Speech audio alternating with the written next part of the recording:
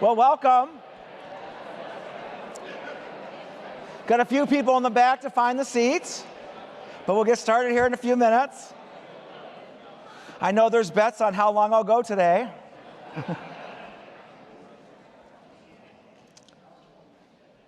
Could find a seat. Well, welcome. It's great to have you all here for the State of the University Address, the 2022. We've had an extraordinary year. We've reached many milestones and many goals in a record-setting year in so many different ways. And also we have several announcements to make today. So I'm really grateful that you're all here. And I want to welcome everybody in cyberspace that are joining us online today. And also we're going to talk a lot about Miamians and celebrate the success of 2022. Let's go ahead and get started. So first, I'm going to talk about accelerating excellence, and I'm going to go through some of the undergraduate enrollment numbers and also go through the graduate enrollment numbers, and then we'll see how they compare with the previous years. And so there's our incoming class of 2022, and if you look up there on the category of applications, we had a record-setting year of applications, 31,500. So it was an extraordinary year, and there's a lot of interest in Miami. The class size is a little bit smaller than last year. We had the biggest class ever last year, so we had to compensate a bit so we could fit everybody on campus, and so it's a little bit lower. But we also have an additional 94 students in the Pathways program that are here on campus and live here and are part of the regional campuses, then transfer in and transition in later on. If you look at the international numbers, we had an uptick, so that's fantastic news, and keep progressing in that direction. Diversity is up. Our first generation is up from the previous year, and the average GPA this year is a record-breaking 3.89, and so just an extraordinary class. Our Honors College students, again, a fantastic cohort, total of 476, and their average GPA is 4.4. That's a big GPA. I was actually giving a talk to an alumni group a few weeks ago, and I explained the Honors College and told them that average GPA of 4.4, and somebody raised their hand and said, we're a Miami merger, and our combined GPA wasn't even 4.4. So just an extraordinary class. We're so lucky, so fortunate, on really the highest accomplished class that we've had here at Miami based on that high school GPA. In terms of the graduate school numbers, this is a very heavy-duty graph up there, lots of information on there. But let's look at the top inset graph. And that brown line actually shows you the sum of all of the graduate students. And this year, we're at about 2,450. And then you can see we had a bit of a dip during COVID, but we're recovering. And now that growth in the graduate programs, you can see on the inside of the bars there, that online professional programs and the BAMA, the bachelor's and master's students combined, have grown quite a bit, adding to that. On this bigger graph here, what you can see is that the MBA, which has been around for a while, has now had a dip in COVID. Now it's coming back and growing in a nice way. And then you can see some of the professional master's programs that were actually created through Boldly Creative. The MEET program is entrepreneurship, the Master's of Management, Master of Science in Management, the Master of Science in Business Analytics, and then, of course, the new nursing master's degree as well. And so there's growth in those areas as we come out of the pandemic. And so we have an accomplished cohort of both undergraduates and graduate students as we get started here in 2022. Now, I want to talk a little bit about our people. Our students, our faculty, our staff are so highly accomplished. They exemplify excellence in their teaching and scholarship, outreach, and community service. They're true to the values of love and honor, and they really elevate the reputation both nationally and internationally of this great university. And so I have a lot of stories I could share, but I can only share a few today. So I'm going to go through some of those with you and some of our exciting, some of our extraordinary members of this community. First, Kimberly Hamlin, and she is a professor of history, and she was just elected to serve on the national board of the League of Women Voters. So that's a wonderful honor. Yeah. Kimberly is an expert in women's rights, women's political activism, and the cultural construction on ideas around sex and gender. So congratulations to Kimberly. Then we have Dominic Konkowitz, and Dominic was just awarded the Royal Society of Chemistry's Polymer International Award. And so this is a big-time international award, extraordinary achievement for Dominic. And Dominic does... Dominic's a polymer chemist, macromolecules and biomaterials and so forth. So really just a wonderful award for him. And then Lisa Elram, she is a University Distinguished Professor, the James Evan Reese Distinguished Professor here at Miami University in Management, and she was recently awarded a Fulbright Distinguished Chair in Business and Economics. And she's gonna take her expertise in supply chain, which many of us didn't know much about until now, and she's taken that to Finland in the spring to share that scholarship, her wisdom, and the curriculum with all those in Europe. So congratulations to Lisa. And now, talking about extraordinary years, so the Howe Center for Writing Excellence has had an extraordinary year. It's just unbelievable what has happened there this year, just extraordinary. So first, a book is coming out called Changing Conceptions and Changing Practices about innovative teaching across disciplines. The book is co-edited by 5 Howe Center for Writing Excellence staff, and then there's chapters in there, and there's 22 different authors from Miami University across 4 divisions. And so we're very excited about this upcoming book. And second of all, what a year. They won a trifecta of awards at both the national and the international level. First, the Association for Writing Across the Curriculum, then the Conference on College Composition and Communication, and then the Council of Writing Program Administrators as well. So a big year for the Howe Writing Center for Excellence.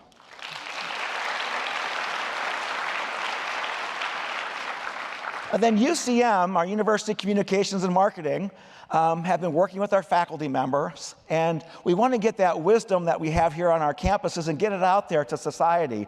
And so many of our faculty members and staff and so forth are involved in actually taking that out through media placements. We've had over 1,000 this past year, and there's just a few examples here. So for example, Tammy Kernodle in the College of Creative Arts was speaking about Black artistry and culture. And then you have Leah Washburn-Moses and EHS talking about the K-12 teacher shortage. Rodney Coates and Cass, who's been talking about crime legislation and a lot about Roe versus Wade. And then we have John Foran in class and also Cass, who was opining on elections and voting and so forth. And then we have Riley Acton from the FSB, whose work about looking at the mandates of the vaccine during the pandemic and how organizations fared has been a very popular topic. Then we have Andrew Jones there in engineering, who has been talking about depression and treatments around depression and anxiety. And so just an extraordinary group and many placements. If you want to get involved, please let UCM know, because we'd love to have you. And then let's go to some graduate students here. Nancy Reyes Guzman, she won the Lipton Research Award for the Geological Society of America. And she won this for her work on the La Palma volcano eruption, which is in the Canary Islands in Spain. And so congratulations to her and Liz Wisdom, her advisor.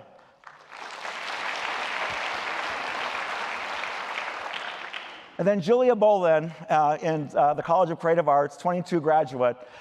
This is kind of a neat one. She was first place in America for Institutional for Architects in Ohio, but then there's a magazine, Metropolis, which listed the top 100 future architects in the country, and she was on that list. So it was great to have a Miamian on that list of architecture. Now these guys, you know how wonderful our entrepreneurship programs are here at Miami University. Well, here's 2 entrepreneurs that are highly accomplished and they're still in school here. And so Blake Faulkner is both, he's a finance major and a co-major in entrepreneurship. Then we have Mason Williams, who is a computer science major and also a minor in entrepreneurship. And they created this company called Blocksmith. And what it is it's a marketplace for gamers and game developers to sell their 3D renditions to other developers so they can leverage them for other games. And it's kind of a marketplace play. And of course, the applications now are sort of seemed endless because of the metaverse applications. So in any event, they've been very successful, and I asked them for all their awards, and the email went on forever, and so I could just pick one, and that's why I picked the one that they were most excited about too. There's a Draper University demo day out in Silicon Valley where student teams compete across the world. There was 24 different countries represented, and they were number 1, and so they got that honor. And then I think we all know that Miami creates leaders, and they graduate leaders, of course. So we got them placed in Fortune 500 companies, we got them in coaches, we got them elected officials, we got entrepreneurs, we got military officers. We just got extraordinary leadership here at Miami. And also sometimes your reputation also depends on who you associate with. And so we have a great announcement today. The Eli Lilly Company is going to sponsor and fund engineering's Lilly Leadership Institute in the College of Engineering and Computing. And so it's very exciting. We're going to create the next generation of computer scientists and technologists and engineers to actually lead in this Industry 4.0 world. So big congratulations to Leader Louise and Dean Bean and Sarkumaran for creating this sort of new partnership. We're so excited to work with Eli Lilly. And there they are down there. You didn't know I was going to pick on you, did you? You're smiling. Well, I wanted to say just something about our new student body president, Amantaj Kar, and vice president, Kennedy Grubb, for their work so far. So they get here, and I do have a little worry about you two, and I'm going to tell you that in a minute. So they get here in August, and they create this really powerful agenda of what they want to accomplish. They want to increase the student worker wages here on campus. Done. They got that accomplished. They want to have a menstrual product access program in some of our buildings across campus, so they're working on getting that done now. They wanted to bring back a cohort of our IUC counterparts, so all of Ohio schools in the public arena would get together with their student body presidents and vice presidents and so forth. Check, done. And they're also a part of the Nellie Craig peer-to-peer diversity program with Student Life. And so they got all this accomplished. It's been great to work with them, and we're looking forward to the next couple of months. So congratulations on all that success.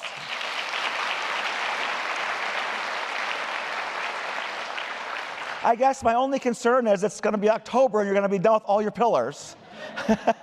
So I don't know what you're going to do, but you have to come up with a few more. So congratulations. It's great working with you both. So now I'm going to switch to our dedicated and incredible staff who serve this community. They're oftentimes behind the scenes. We don't see them, but they're working hard. And if everything's perfect, we don't even have to know about them, right? They just are there working away, and nobody complains, and so there they are. So I want to bring a few of those to the forefront today. So we have incredible staff that help us all achieve our goals and kind of move forward and advance the university. So Christian Mitchell, he's in automated systems, and he's responsible for everything automation on this campus. It's a huge responsibility. So when you think about HVAC and heating and cooling and electricity and everything that's on a computer system here that drives this university and makes it operate every day, he's responsible for that. So he's just an extraordinary person. And of course, he has a lot of overtime when the students move in those couple of weeks before they get here. So Christian's doing an incredible job.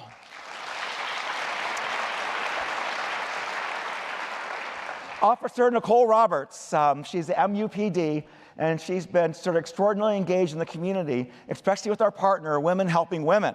And what she does is she's reimagining how resources are provided to victim survivors that have experienced sexual assault and interpersonal violence. In addition, she's part of the Butler County Task Force on Sexual Assault Response Team as well. So thank you, Nicole, and thank you to all of our MUPD for their extraordinary service. And Daryl Lewis, information technology network engineer. And I didn't realize that I just talked to him, but he started here 15 years ago, and he started working in the buildings, and he worked his way through, and now is in IT. But Daryl oversees more than 8,000 Wi-Fi access points, not just on this campus here in Oxford, but all of our campuses, including Luxembourg. And so you don't see much of him, but when you do see him, he's usually troubleshooting at a moment's notice in a classroom, trying to get it fixed up before that class starts. So thank you, Daryl, for all your incredible work. And Rebecca Baudry-Young, with her partners, just recently received a $2 million grant to advance the Healthy Coalition Oxford, which many of you probably know about. Our partners here include McCullough Hyde and the Foundation, Talawanda School District, Epiphany Community Services, and the Butler County Health and Addiction Recovery Services. And so pulling that all together, Rebecca and her team are going to advance the healthy community here in Oxford. So thank you, Rebecca, for all your extraordinary work. And now, part of the university's mission and values is really to discover new things, simply put. And so our mission and values includes actually expanding knowledge through research. It includes answering enduring questions of our time. It includes tackling those world's most intractable challenges, those grand global challenges that are not solved yet, and also how to propel creativity and inspiration and artistry forward. And that's our research enterprise and our scholarship enterprise here at Miami University. So let's take a look at this. We had a record year in research in terms of external grants. And so if you look back the past 6 years, we had a continuous growth there on that bar chart. And this year we had a whopping $35.2 million that came in external grants. So that's very exciting. And if you look at the inset up there, you can see the divisions. And so the Cass Science and the Cass Social Scientist had a really big and significant year again. EHS and the College of Engineering Computing, they quadrupled their external grant dollars this year. And CLASS, the regional campuses, actually more than doubled their research dollars. And so we had a great year with research. It funds faculty and staff and students and so forth to work on those big problems of our age. So, being at Miami, what I thought I would do is I'll start with an undergraduate doing research. And Evan Danielson is both a chemical engineering major and a music major. He started playing the piano at sort of 8 years old, he was telling me, and he's really passionate about music, so he wanted to combine those two majors. Evan is a Goldwater Scholar, among many, many other awards, highly accomplished student, but also he's also presented at 3 conferences, and he has 1 peer-reviewed publication already as an undergraduate and 1 more on the way.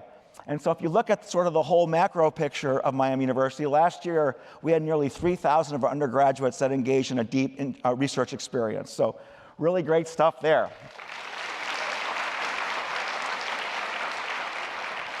And graduate student fellowships. And so from these various organizations, National Science Foundation, National Institute of Health, NASA, and then the McPherson Fellows are coming out of the Center for Ethics and Education.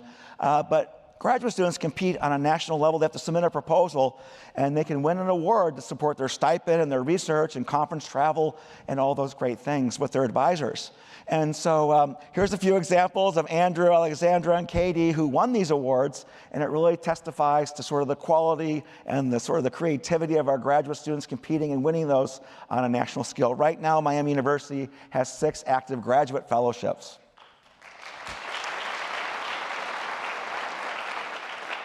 So Kelly Brown Cochran at our regional campuses, she has received 2 recent grants in the past year totaling $2.8 million. And so this is fantastic news, and it goes through 5 years, and it's through the Upward Bound and TRIO programs. So she'll support students on the regional campus, about 140 per year with these grants, and then high school students in the Upward Bound program, she'll support about 60 per year. So grants like this really help us reach out and expand our community reach and our outreach to our community members around all the cities that we live and work in.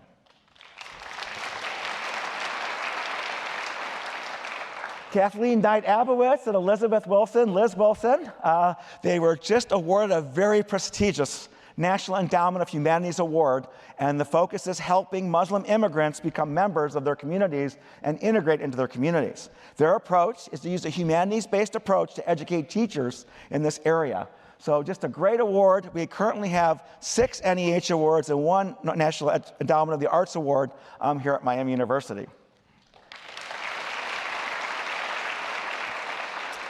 Mark Scott in engineering got a couple of awards recently from the Office of the Ohio Federal Research Network and also NIST.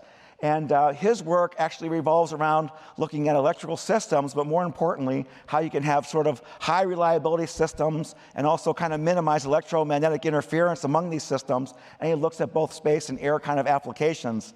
And so he has a couple of grants that total more than $1 million. And right now at Miami University, we have 9 active grants that are bigger than $1 million each.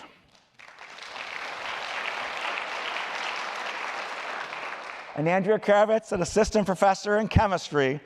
She works on proteins and protein-protein interactions, computational modeling and molecular dynamics, and all that great stuff, right? You're all excited about that. But she's a recipient of a National Institute of Health R35 award. These are highly competitive. The reason being is because it gives you, in her case, $1.6 million over a longer time frame so that researchers and scholars can then work longer on their research and have to worry less about renewing their grants. And so currently on campus, we have 3 of those R35s, and we have 3 early career awards for our newest faculty.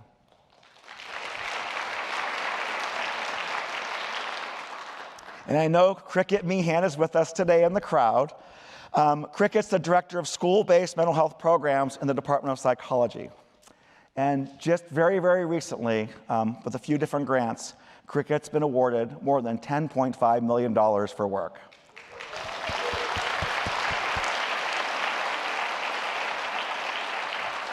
And I have more great news to share about Cricket and her leadership team. We've just got informed by the state of Ohio that Miami University, under Cricket's leadership, will be a center of excellence in this area. So congratulations, Cricket.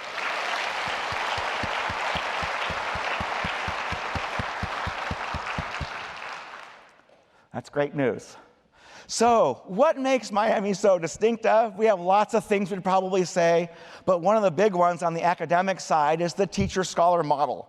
And the teacher-scholar model, if you ask people, you'll get different definitions, but there'll be a lot of things that are kind of similar, how people interpret it and how our faculty members actually implement it in the classroom and in the labs and in the libraries and so forth, and on their research. And so first, they might say that top scholars here at Miami also teach in the classroom, which is very true. They'll be teaching first years too. That doesn't happen in every university. They'll also talk about taking research in the classroom, introducing students to something beyond the textbook. And so introducing them to methodologies of research. If you do this at scale, across all the different disciplines, introduce students to research in the classroom, they get exposed to all the different methodologies, from pure to basic research, translational, longitudinal, qualitative, quantitative, interpretive, etc. And so it's just a great experience when you collectively look at what they get and garner from the teacher-scholar model. In addition, faculty members may use their classroom to inform their own pedagogy. They may see something that's interesting in the literature and apply it, or they may be trying an experiment and apply it and then inform their scholarship and their discipline on what comes out of that. And finally, the students also, they get so engulfed with the research sort of thought process that they usually get involved with a deep undergraduate experience in research. So there's a lot of ways in which you can kind of define the teacher-scholar model. Those are a few ways, but I wanted to actually talk a little bit about distinctiveness and give you a few examples. So Helene Alicio and her undergraduates there, they actually work on e-bikes, okay? But they look at how e-bikes actually, and how it regulates, I'm losing my words, it regulates glucose in adults and so forth. So they're studying that, which is really cool. And one outcome of the teacher-scholar model is oftentimes that students then get a real research experience and get to present it or publish it. And so this particular student group will be will be presenting at a conference in Indianapolis, the American College of Sports Medicine. So a very cool project going on right here on campus with e-bikes. And then Liz Hoover, in music, she wants her students in musicology to actually think like historians. And she has a very interesting approach. She takes primary source materials and she gives it to the students, and they have to draw their own conclusions and their own interpretations on those materials. Then she assesses what they've learned from that, and then she uses that data and research of that assessment to actually inform that discipline to advance music history in her own field on a broader scale. And so that's really kind of neat what she's working on. And a teacher-scholar model here is where the classroom's informing pedagogy on a much broader scale. And then Annie Farrell in FSB and accountancy. This is a really cool one. And so there's papers out there and publications that are really more academic in nature, okay? Scholars read them and academics read them. So what Annie does with her students, they take those papers and they read them, and they look to extract the practical implications of that work, and then they publish that in more journals that are more of practice for accountancy out there working in the world, such that they can use those sort of principles that are coming from scholarship. And so a great outcome of this is that scholarship informs practice. And then Tim Melling, we had a couple of students there, Carson Minter and Jackie Linden in the Humanities Center. And what's neat about this project, it's the Altman program in the Humanities Center. But these students are looking this year, the theme that they're working on is authority. And there's 18 faculty and students in this team that are working on these themes, and they have a different theme all the time for each year. And so in any event, what's cool about this project is that they get exposed to sort of new lectures, new ideas, guest visitors, visiting professors and so forth, all these ideas from international scholars and so forth. And so this outcome of the teacher-scholar model here is really exposing these undergraduates to top scholars in their field and having them sort of have access to these extraordinary individuals doing research and scholarship. Oh, what did I do? Okay. And then I'm going to end on this section with library innovations. And it's called My Guide. And so they created this in the library, and it's so students can take curated results back with them and assist them both in their curriculum and courses, but also in their research. As far as we know, this is the first of its kind in the country that was created here at Miami University. And so I wanted to thank sort of the wonderful librarians and the library staff who got this all together and how it's benefiting all of our students on campus. And it's just been truly exceptional and remarkable that now we have the technology behind a lot of what we do with the student teacher scholar model that we can actually move forward. So thank you to the library. I know Jerome is here. And then our Office of the Vice President and Innovation, they have cornerstone grants that are coming out, and you can apply for those or for research, but also to advance teaching in the teacher scholar model. So keep a lookout for those. And now advancing inclusive excellence on our campuses. Inclusive excellence has always been our strategy. And what it means is that it's not a single goal or a goal in and of itself, or it's not a responsibility of a single office, but it's all of our responsibility to implement DE&I initiatives across campus. And it should be not just in one goal of our organizations or division, it should be in every single one of our goals. So we think more holistically about DEI, how we engage, learn from, and actually reflect diversity across our campuses. So this particular group here, I'm going to tell you a little bit about them in a second, but they created a micro-credential, a sort of a DE&I course experience online, and it's just extraordinary.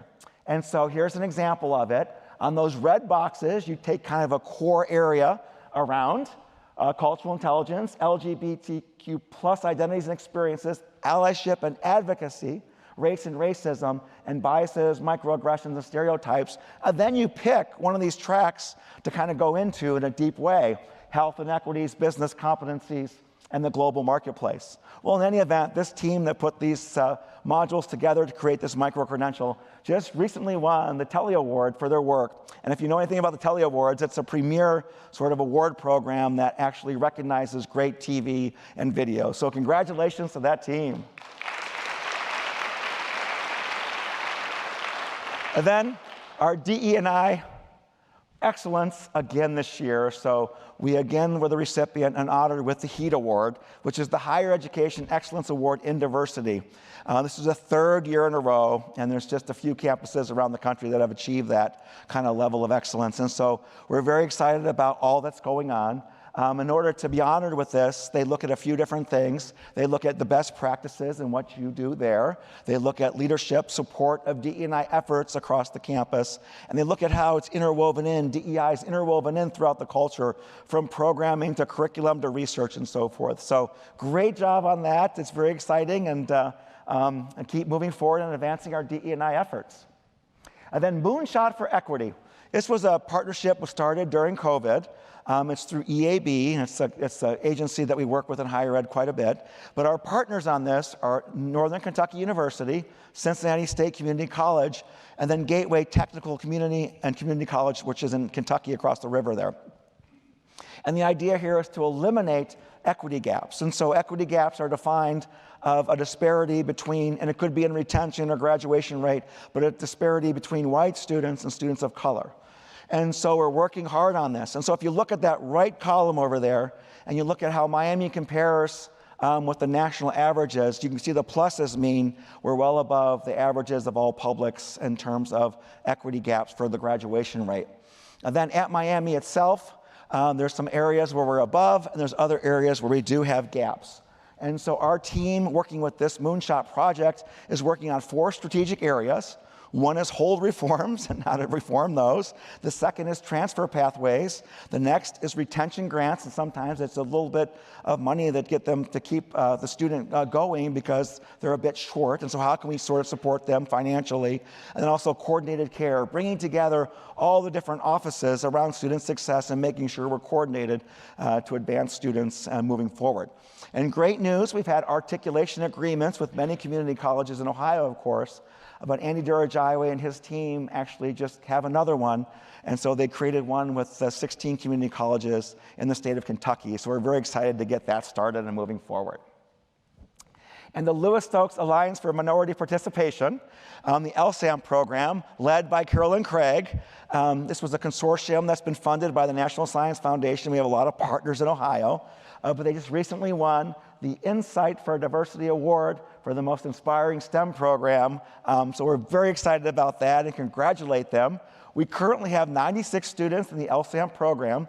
And then a newer program developed a few years ago is the Humanities and the Social Science Scholars Program, which also sort of modeled some of the aspects of that program after LSAM. So very cool, and I'm really excited for all their achievement there. And securing wellness in our community is vital. We need to be successful, we all need to be healthy. And COVID, in fact, impacted us all in very different ways. And we also all learned the importance of mental health. And so we have a lot of new efforts around mental health and wellness that I'm going to talk about here. And I wanted to also thank the counseling team, which is a little inset up there. They've done extraordinary work during COVID and heroic work during COVID, keeping our students healthy and well. And then this is a picture of one of our boot camps. It was indoors, a little cold that time, but we work out with the students about once a month throughout the year. And so we created a mental health task force, and Jane Burnell and Brooke Flinders are the co-chairs of the task force. It has 38 staff, 14 faculty, 22 students, and we also consult with kind of external partners as well on this. This is just getting started, and it kind of has 4 pillars to it. 4 charges to look at all our current approaches and assets to make sure we don't have any gaps in those. Then to look to see if they're culturally appropriate, innovative, and are they accessible to everybody and all of us. And we're going to focus on well-being and really try to make sure we eliminate stigma around mental health and also apply best practices, seeing what our best practices are to share with others and vice versa, pulling in best practices that maybe we're not doing right now, but others are. So we're looking forward to their work and their report, which will probably be late spring next year. And then a new initiative has been around mental health. And so the state of Ohio let us kind of assert a little fee to students such that we could build out our mental health support services for students. And so that happened last year, and it's just getting started this semester. But you can see in that kind of inset graph there, those are the number of individual counseling appointments, and you can see the growth there. And so this new fee is going to let us do more with prevention and education to be more proactive around mental health. It's going to enable us to do treatment and ongoing support.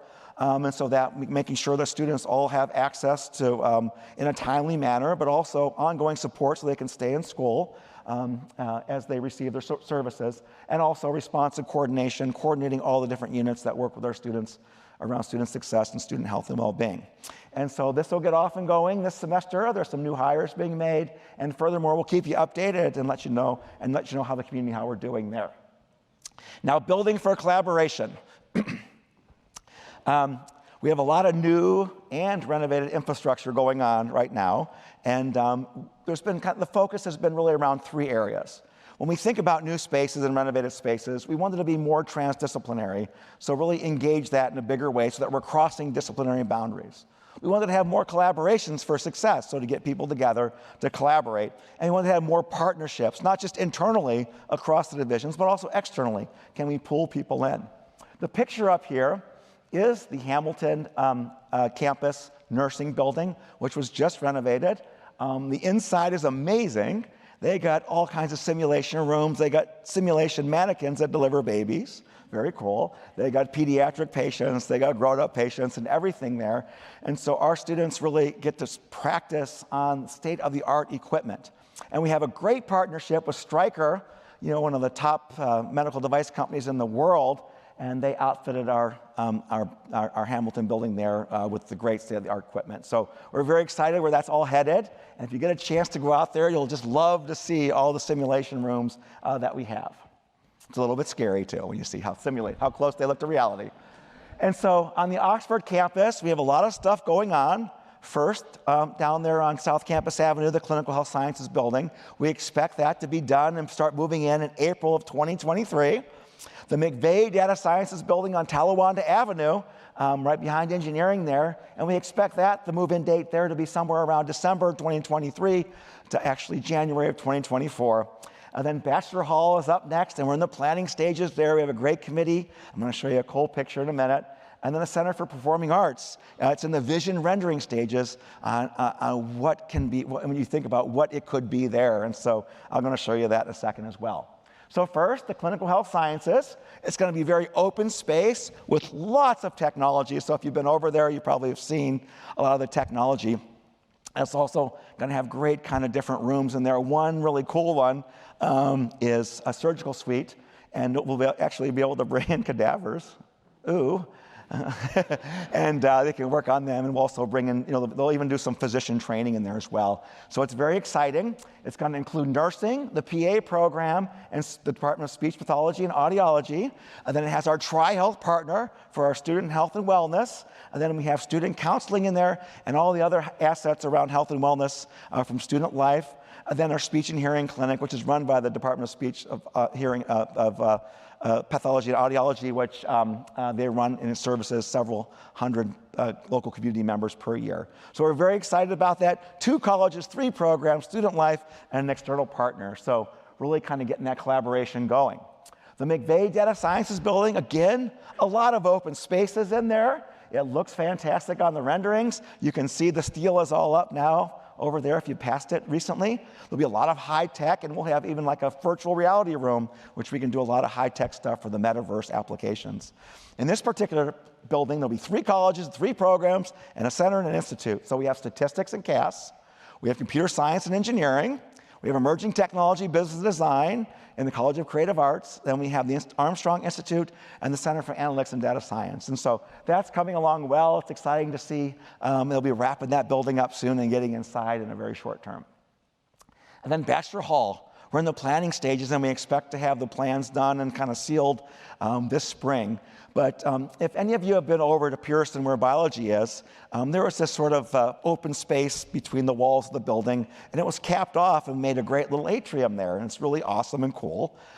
Bachelor Hall has a much bigger space in the middle, and so this is a rendering of what that atrium is going to look like. So it's going to be wide open, so trying to really sort of, those both, intentional interactions that will occur between students, faculty, and staff, but also the serendipity ones that kind of get together and a lot of interdisciplinary work. And so there's a lot of innovative designs going into that, and we'll have humanities departments in there. We'll have media, journalism, and film, and also the Humanities Center. So it's looking great, and we expect those designs to be ready to go in the spring. And then here's a cool one. The Center for Performing Arts, CPA building. It's a kind of a neat building, and we'll be taking up that as a renovation after Bachelor Hall. And so here's a vision of it. So currently, CCA is actually distributed in 10 buildings across the campus, so there are a lot of different places. So this will serve as a convergence area so that they can do projects and so forth in sort of one open space. Second of all, there's such a fantastic collaboration between CCA and FSB and sort of how artists are training and co-majoring, and minors and so forth, and entrepreneurship and business. And so there will be a convergence area there. Our new dean of CCA, John Wigand, calls it the classroom of the future. But what this space is going to do is actually be wide open. It's going to be energized by students, faculty, and staff. And there'll be galleries and interaction spaces, and you can show off your fashion designs, whatever it may be, and to get over here working all together. So we're very excited about this, and we'll be doing much more rendering and vision renderings for this here in the future and through spring.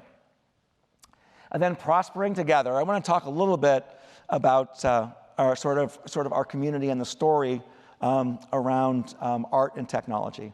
So if you look at this picture up there, it is the Oxford Community Arts Center.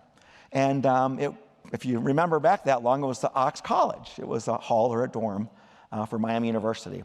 And we have enabled the community and the city to actually take this and really build out this vibrant art scene with this building and this land that they have, that we have together here. And it's just extraordinary. The first floor, if you've been there, it's all kinds of open spaces. There's galleries, there's event space, there's program, there's a stage. It's really awesome. On the third floor, you may have not been up there, but those were dorm rooms before, but it's full of sole proprietors and creative entrepreneurs and creatives. There's musicians and photographers and architects and paper makers and sculptors and painters. They're all up there. And so it's already kind of like an arts incubator. So that's interesting in and of itself, that that's already here and living and thriving in Oxford, Ohio. Now I'm going to take a step back. There was a study done for the USDA, and the study was around small town America. And the small town America, the question came up is, why do some small towns thrive, and how were able to innovate and grow in ways that other small towns couldn't? And we have some modern day ghost towns if you've been around Ohio and around the country in some of these small towns. The bottom line was there was two things that they had in common for success for those more successful towns. It was A, technology and innovation, and B, the arts. And so we're sitting on this fantastic art scene here in Oxford with a great facility and all kinds of creatives already there at an incubator. And so filling it out was actually to create Elm Street. So if you know the area, you have Oxford Community Arts Building, and behind it you have this nice nature park, has an amphitheater as well, fantastic. And across the street, there's Elm Street Building. And the Elm Street Building, in fact, is empty for years. It was an old commissary for Miami University. And it's very open space. It looks like a sort of a warehouse type of thing. It's very cool. And in any event, we built that out. And we want to make that the high-tech incubator. It'll be done in January. If you look up here, it doesn't quite look like this on the outside yet. So if you drive by, don't get worried. But it'll look like that soon. But the inside is coming along fantastic. And our Aspire team, under the leadership of Randy Thomas, has raised over $10.5 million to actually create this new innovative space for entrepreneurs. And so we have generous donors that are supporting it. We have the state of Ohio, we have Jobs Ohio, we have the city of Oxford, and we have the Butler County Commissioners. And so I wanted to say something about the Butler County Commissioners today. They've been extraordinary. Their support is the biggest support in this new effort at $5 million. And I wanted to thank them publicly. I know we have Commissioner Cindy Carpenter here, and we have County Administrator Judy Boyko. So could you please stand so we can thank you?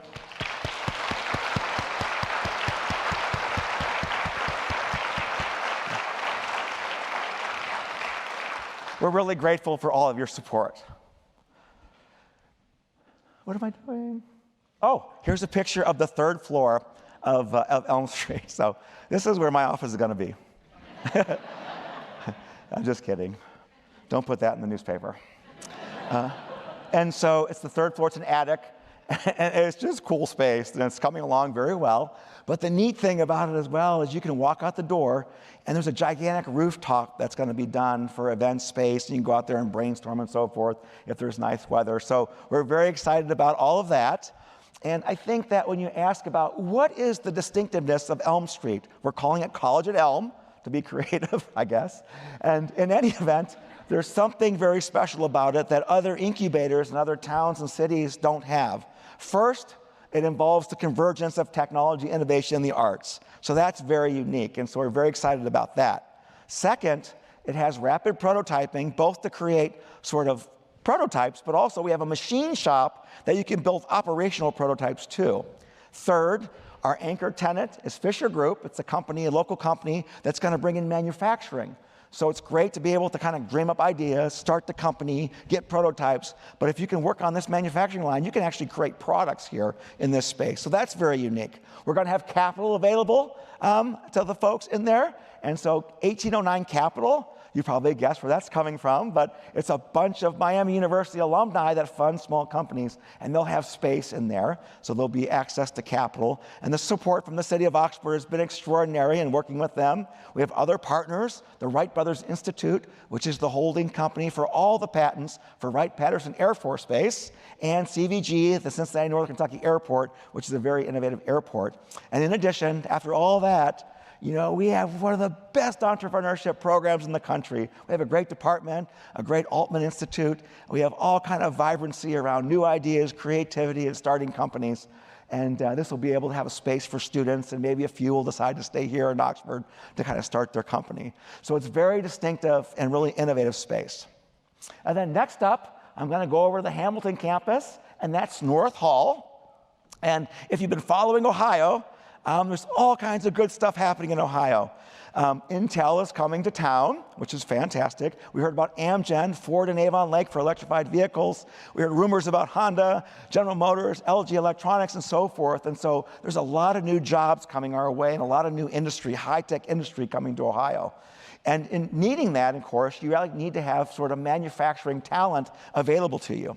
So Butler Tech and Miami University are collaborating, and we're going to turn this North Hall into a manufacturing education hub in Hamilton. It'll train our students. It'll even allow Butler Tech students to finish their degree and then also maybe jump into an associate or a bachelor's degree right at Miami University. So it's very exciting. And again, this was funded also by the Butler County Commissioners, and so I want to thank them for their $8 million commitment to this facility.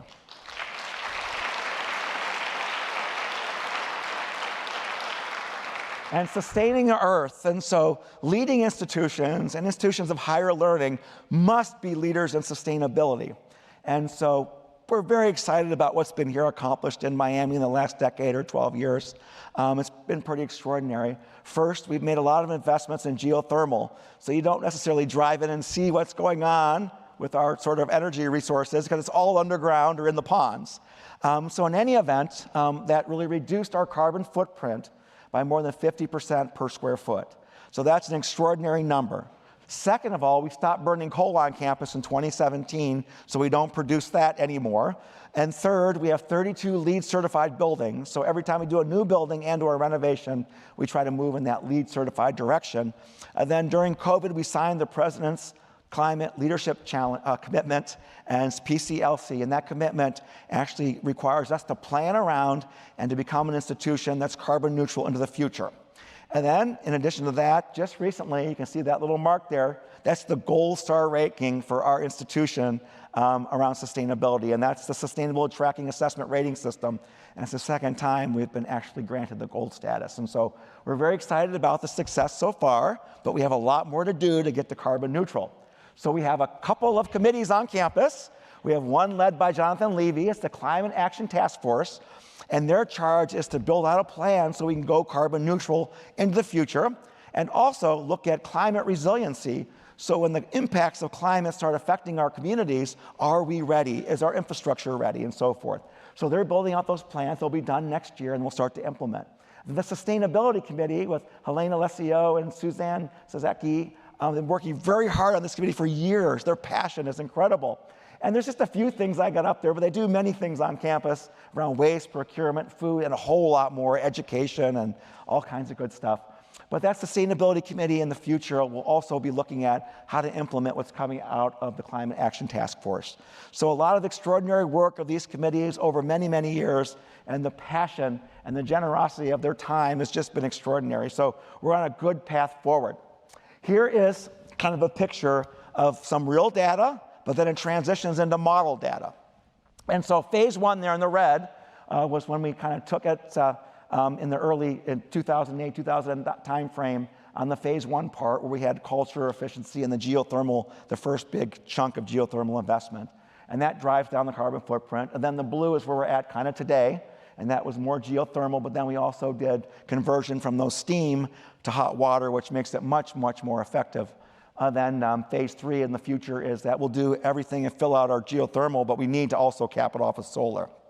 And so we just did a model out to 2050, and it can become carbon neutral there, but this probably gets moved up in the future. There's all kinds of things that can change that. One, it could be there's more funding from the government, maybe the feds or the state, that we can start to move quicker. There may be a time when energy gets so expensive that we got to move quicker no matter what. There may be a time when the new technology comes out that's more efficient and cheaper and so forth. And so kind of that number I expect will kind of adjust it into the future as we plan for the carbon neutral campus. And Education and college affordability is on everybody's mind. Families and students and so forth want to go to college, and affordability is really a big deal for those families. And we want to enable students that want to come to Miami no matter what, who wish to become part of our campus, to be able to come here regardless of finances. So how do we do that? And so we have a couple of things going on. First, we have the tuition promise, which probably everyone knows about, but that is a tuition that's given to a student and a family when they come in as a first year, sticks at that level all throughout the 4 years. That's number one. And the second thing, this was so important to us that we made it a top priority in our fundraising and our campaign, such that we raise money for scholarships for both need-based and merit-based scholarships. And so that's often going, and I'll tell you more about that. But the regional campuses have been doing some amazing things around affordability. Just launched this semester is the Early College Academy. The Early College Academy brings in juniors from high school, and they come to our regional campuses, and they're a part, and they take CCP courses, which are College Credit Plus, which are paid for by Ohio, so they're college classes that they take.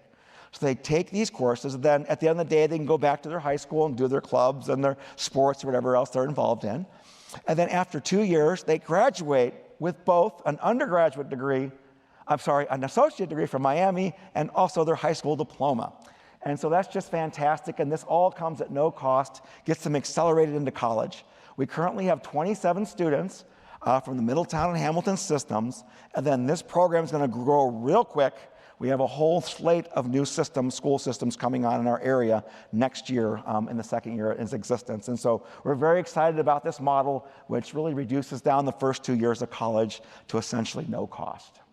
And the Work Plus program, you can see Raya White there working at our Fisher Group. That's going to be our first anchor company in Elm Street as well.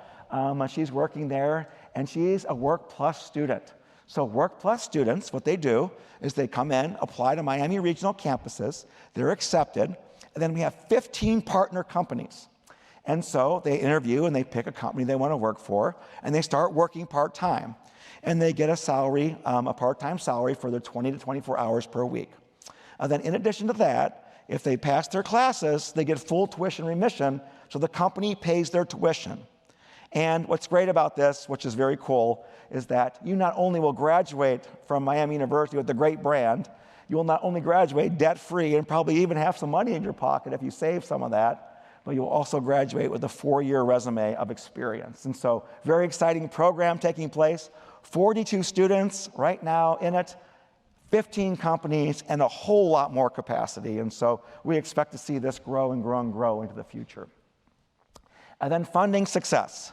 And so a lot of what we do, we wouldn't be possible without our fundraising and philanthropy efforts. And Advancement does an extraordinary job at raising money. And we have some sort of fantastic news to report today. First, if you look back, we started a new campaign we call in 2016, and we called it the silent phase. It's the worst kept secret in Miami University because it's never silent. In any event, you see that pie chart up there, and since 2016, we've already raised about $570 million. And that comes in through bequest, it comes in through pledges, it comes in through cash, and various things like that, various mechanisms like that. And if you look at it, you can see that most of this money is driven towards the academy. And so when you add it up, 84% of the money raised thus far, of that $570 million, is driven towards the academy. Scholarships, as you can see here, is our biggest and our highest priority, and we're already, roughly speaking, at about 40% raised at that 570 level. And so we're very excited about that. Homecoming in about 10 days, not this weekend, but the following weekend, we're going to come out of that secret silent phase and go public, and our number is going to be $1 billion. And so we're very excited to get started on that. And we know we can do it. We came off this year, and this year, 2021 and 2022, was a record year for Miami. We raised $98.7 million. And so just an extraordinary achievement from the Advancement team. And so we have some significant announcements today. First, Dinesh and Isla Paliwal created a new endowment of $2 million, actually for the CEC, the College of Engineering and Computing's deanship, and also a scholarship fund. And so we're very excited about that. Dinesh was an 83 and an 85 graduate. And so they've been very, very generous. And not only this new gift, but they've also supported an endowment for a chair professorship in FSB in the past. So thank you to Dinesh and Isla.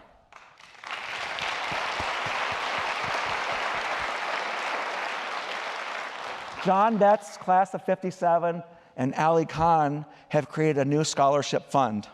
They're ardent supporters of students in need, and they want to make that happen. So John and Ali's gift is $46 million. It's the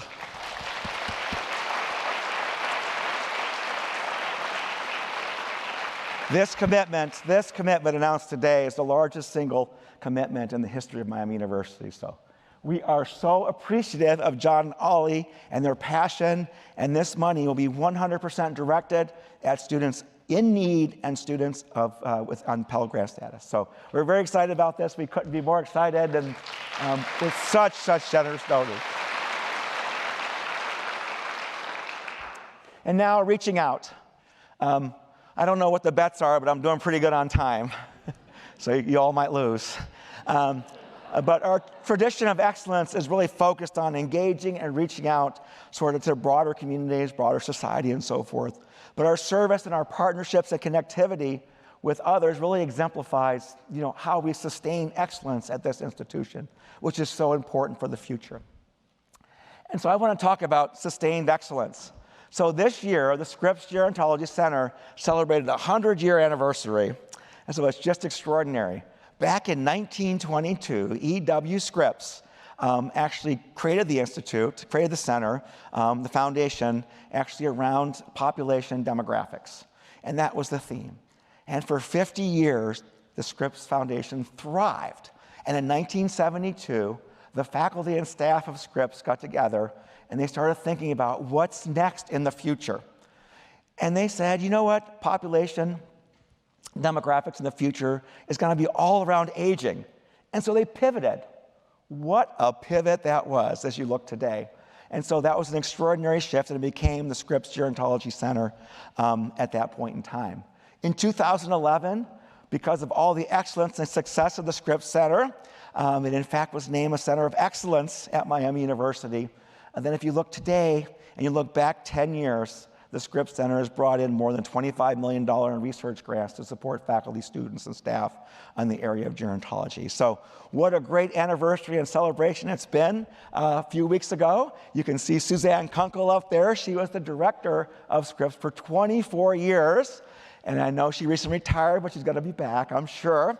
And then we have the new director up there, Katie Abbott, who was the one who celebrated this 100-year anniversary with all. It was so great to see so many graduates from their programs come back to Miami and celebrate this spectacular anniversary. So congratulations to the Scripps Center.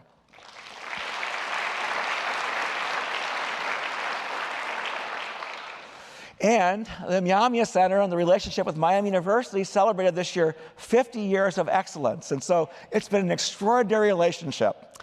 And so it all started back in 1972 with Chief Oles of the Miami Tribe and President Phil Shriver here at Miami University.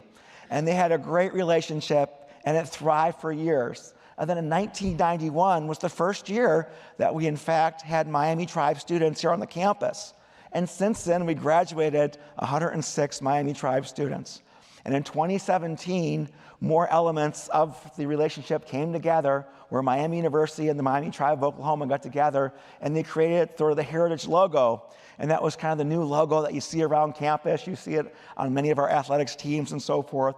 And so that was created in collaboration with each other, and it really signifies a deep relationship that we've had for many, many years.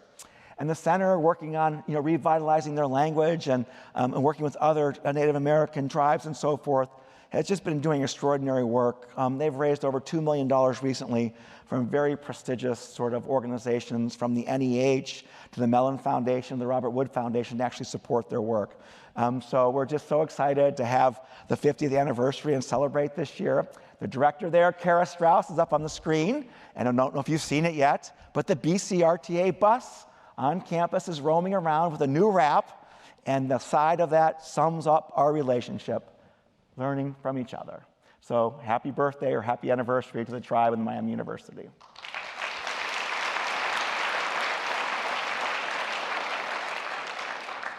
And now talk about the success of intercollegiate athletics here at Miami University. So I'm going to go over that wall over there, and you look at those circles. So this particular year, the graduation rate of our student athletes was 95%. The average GPA of our student athletes was 3.2, and the placement in a career after they graduated was 100% this year. So they just did extraordinary this year. But I want to take you back a little bit here and look at that GPA. So this is the 35th consecutive semester that our student athletes have achieved a 3.0 GPA or higher collectively. So.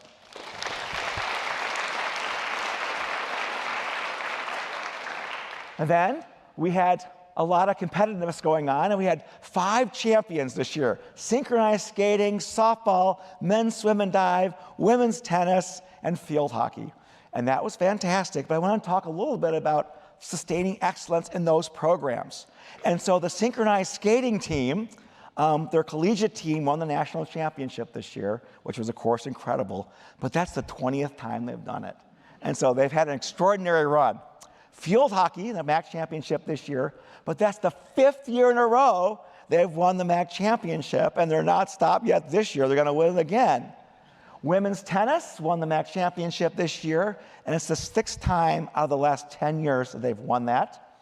Softball broke, I think, every record there could be broken for wins and home runs and everything else. They can't stop hitting the ball. It's always exciting to watch.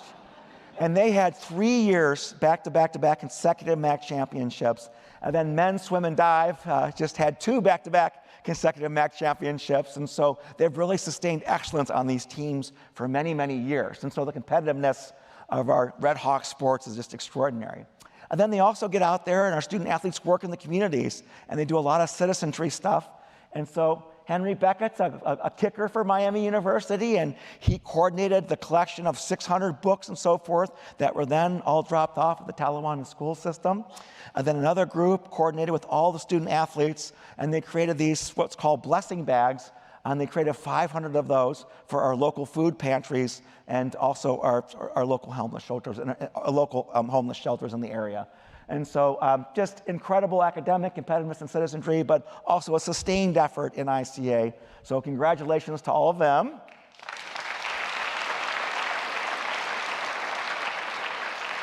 Now, I realize what I'm going to say may not be such great news for the Cincinnati Bengals fans here. So if you're a Bengals fan, close your ears right now. But we had an extraordinary achievement from one of our graduates. Sean McVay, the head coach of the LA Rams, recently won the Super Bowl. And a few years ago, he was in the Super Bowl, right? He was the coach of the year then. And so he will be our next Cradle of Coaches statue. It'll happen this spring. I'm not sure which rendition they'll use, but this is one of his famous poses when he's looking at the defense, I think. And so that'll be going up. So we're so excited for Sean, and we can't wait to welcome him back to campus and to have yet another statue depicting the excellence in our coaching coming out of Miami University. And I'm very happy to let you know an announcement today that Nicole Fleetwood, class of '94, will be our May commencement speaker.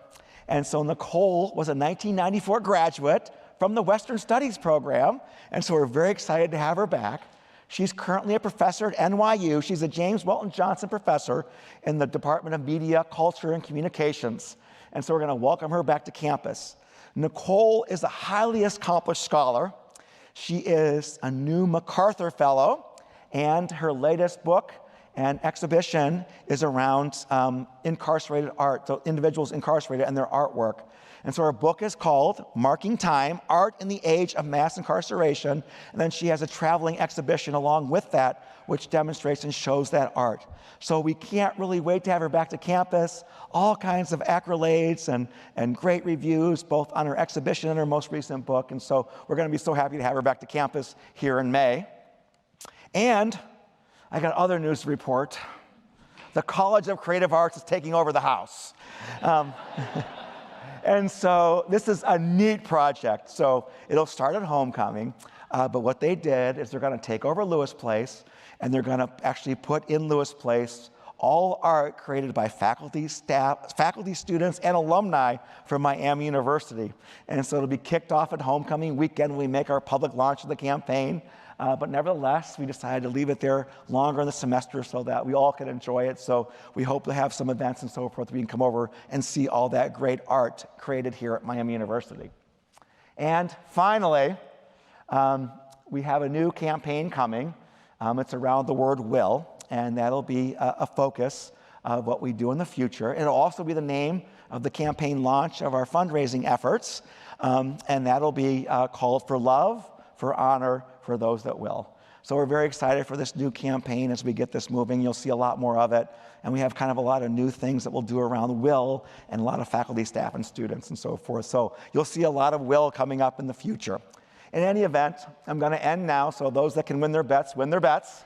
But I really want to thank the entire Miami University community. It's been an extraordinary year. I don't even know how to explain it, but you look at the results and the accomplishments and the hard work, and it's just been great to see. It's been great to lead this really fine institution. I think our resilience, our will, and the care for others really carried us through this pandemic, and the compassion and fortitude and focus that we have really has advanced excellence in so many different ways.